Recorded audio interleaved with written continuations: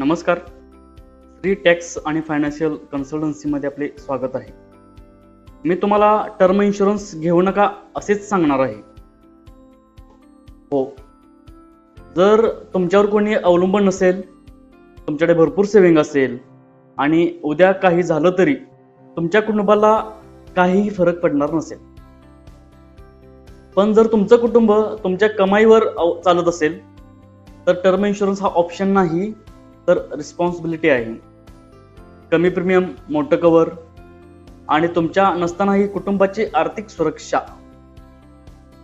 निर्णय तुमचा आहे पण परिणाम तुमच्या कुटुंबाचा असेल. मी आहे तेजस मारडकर, टॅक्स आणि फायनान्शियल कन्सल्टंट.